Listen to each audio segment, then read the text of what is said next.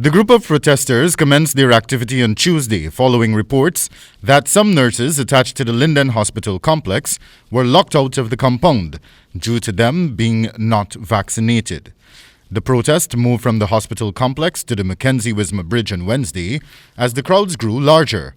Confirming this to Nightly News via telephone was the mayor of Linden, Wendell, who dispelled the notion that it is an anti-vaccination protest. I don't think it's an anti-vaccination protest, more so as it's a human rights protest. Persons are protesting the right to make a choice on whether they should take or should not take the vaccination.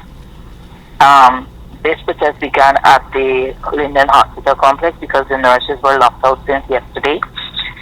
Nurses and doctors, and there's limited staff to help those persons in need. On Wednesday afternoon, the regional chairman of the Upper Demerara, Upper Berbice Region, Region 10, was also seen interacting with protesters as he firstly sought to appease them and encourage peaceful actions. And so, while I am concerned about your safety, I'm also saying plain that I am with you, that vaccines should never be made mandatory. Yeah. The regional chairman further surmised that there might be a more sinister plot behind the government's vaccination policy. The reason why we believe they have been pressuring Region 10 and Linden, not only with the vaccine, but with the firing of our staff, with the firing of our workers, is because they are attempting to destabilize the region so that they can pull that project that will bring economic activity to Region 10. AFC Member of Parliament Devin Sears, who was also seen on the front lines of the protest action,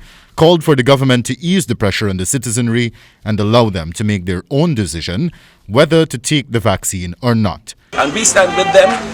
I got vaccinated, but that does not mean that I'm going to impose my decision on others. And I don't believe that it is right for the government to do such a thing. The chairman of the Public Accounts Committee and APNU AFC parliamentarian Jermaine Figuera encouraged the protesters to stand up for their right as he thanked those frontline workers for their service to the region and nation by extension. And here you are this morning, showed up early for work, and you're being denied access to your place of employment.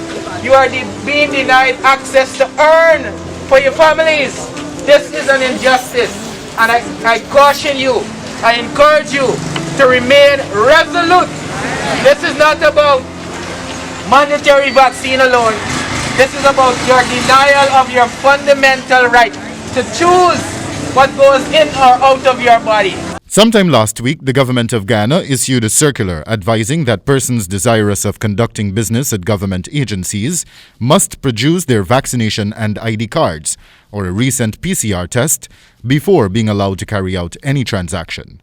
Some private sector entities followed suit. Just Monday last, as the leader of the opposition, Joseph Harmon, sought to move a motion to debate the government's vaccination policy, it was disallowed by the Speaker of the National Assembly, Manzoor Nadir.